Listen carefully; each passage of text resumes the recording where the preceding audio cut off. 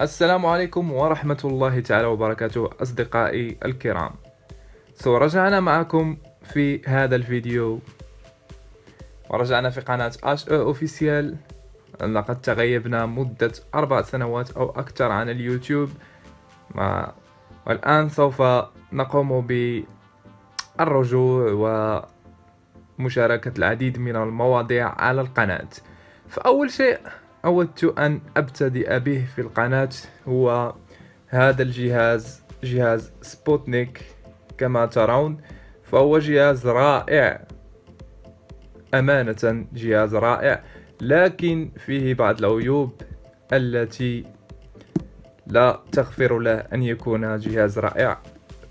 بالرغم من كونه جهاز يشغل البي اوت ويشغل الكانال سات لقنوات فرنسا على الأسطرة وعلى أقمار أخرى، إلا أنه ليس بجهاز 4K. كما تشاهدون هنا مكتوب ال 4K Ultra HD، ولكنه ليس بجهاز 4K. فرجاء المرجو نزع هذه الخاصية، لأنه عندما تقوم بربط الجهاز بتلفازك ال 4K لا تشتغل قنوات 4K، وعندما تذهب إلى settings في الريسيفر لا تجد أصلا 4K، لا تجد أصلا resolution ال 4K. فهذه كتابة فقط لعمل الماركتينج، فكان بإمكان عمل الماركتينج بشيء آخر أفضل من أن تقوموا بعمل الماركتينج بشيء لا يوجد أساسا في الجهاز. فهذا عيب أن يكون الجهاز ليس 4K وتقولون بأنه جهاز 4K.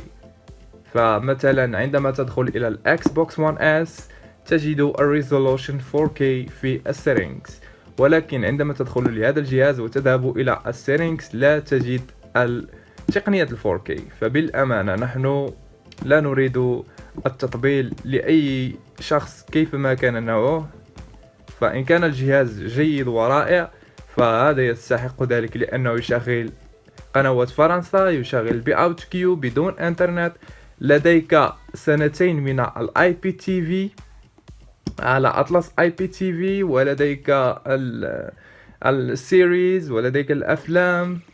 هذه اشياء جيدة، ولكن الجهاز ليس 4K وفيه بعض الكراشز، يعني بعض التوقفات. يتوقف الجهاز عندما تدخل الى مثلا تدخل الى الاي بي تي في ويقوم الجهاز بعمل كراش، يعني يتوقف الجهاز عن العمل.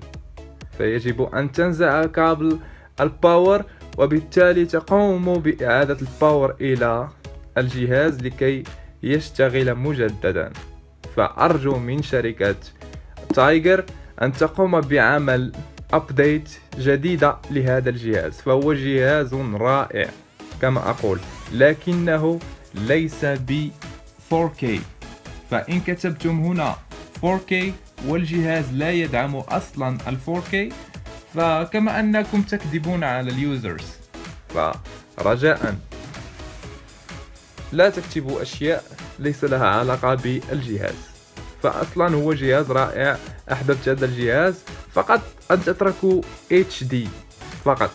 HD صراحة هو جهاز HD رائع، ولكن ليس بال 4K. فأنا جربته مرارا وتكرارا، فليس بجهاز 4K، هو فقط جهاز HD يشغل قنوات ال HD، ليس إلا. لا تبخلوا أصدقائي بعمل سبسكرايب للقناة ليصلكم كل جديد. فهذا أول فيديو أقوم بعمله بعد غياب عن اليوتيوب لمدة 4 سنوات، وتركت اليوتيوب للأشخاص التافهين والأشخاص الذين يريدون فقط عمل بوز على اليوتيوب. فأنا سوف أقوم بمشاركتكم العديد من المواضيع على القناة.